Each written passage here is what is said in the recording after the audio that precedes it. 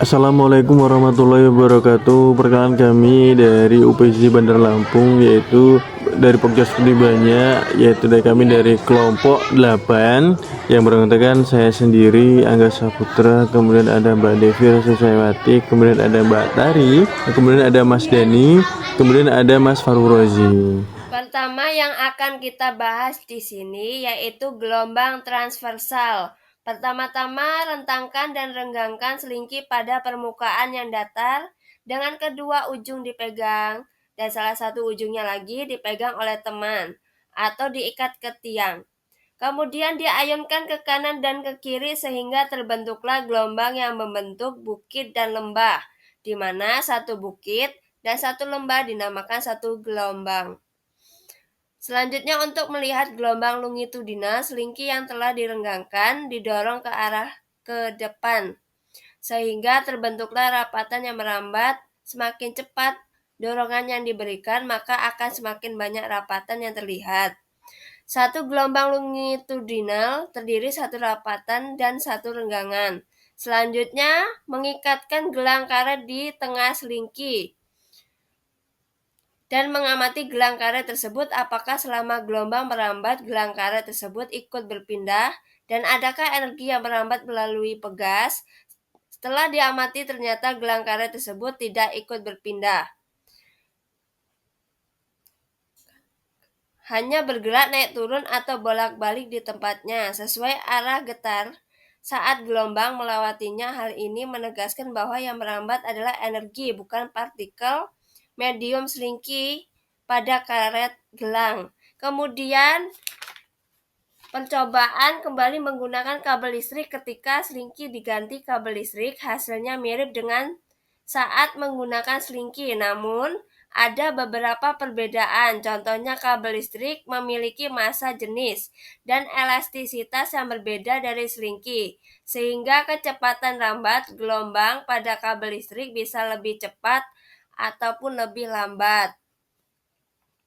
Untuk materi yang berikutnya yaitu lensa cembung dan cermin cekung. Adapun alat-alatnya yaitu terdiri dari meja optik lengkap, lensa cembung, cermin cekung, layar, dan sumber cahaya, lilin atau lampu. Untuk percobaan yang pertama yaitu lensa cembung.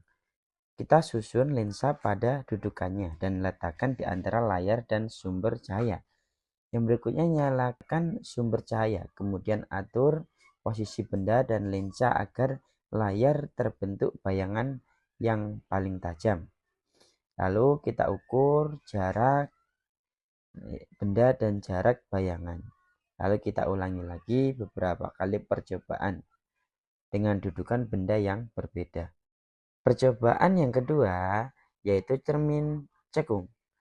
Kita susun alat seperti yang ada di video, lalu kita nyalakan sumber cahaya, lalu kita atur kedudukan benda dan kedudukan layar agar pada layar tersebut bayangan paling tajam. Kita ukur jarak benda dan juga jarak bayangan, lalu kita ulangi percobaan beberapa kali. Adapun setelah kita melakukan praktek ini, kesimpulannya lensa cembung yaitu sinar bisa datang dari dua arah sehingga lensa cembung memiliki dua titik fokus. Lensa cembung bagian depan adalah tempat datangnya sinar dan lensa cembung bagian belakang adalah tempat sinar biaskan. Nah, lensa cembung bersifat mengumpulkan karena sinar datang melewati lensa cembung. Selalu dibiaskan menuju ke satu titik atau mengumpulkan cahaya. Maka lensa cembung disebut dengan lensa konvergen atau mengumpul. Nah, sedangkan cermin cekung kesimpulannya yaitu sifat bayangan cermin cekung tergantung pada letak benda. Jika benda berada di satu ruang satu bayangan maya tegak dan diperbesar, benda di ruang dua maka bayangannya nyata tapi terbalik dan diperbesar. Kalau benda-benda berada di ruangan 3 maka bayangannya nyata terbalik dan diperkecil.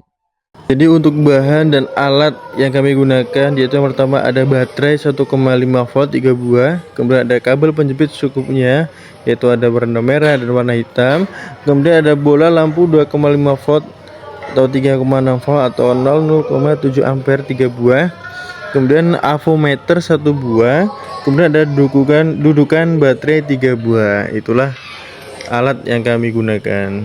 Kemudian ada cara kerja, jadi kerja arus listrik, yaitu langkah pertama kami menyusun 3 buah baterai secara seri. Ini secara seri. Buatlah gambar, hubungkanlah kabel merah tutup plus dan hitam pada kabel tutup min.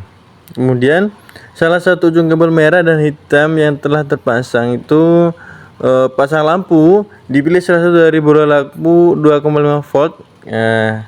Jika lampu menyala menandakan adanya aliran arus dari kutub plus menuju ke kutub min.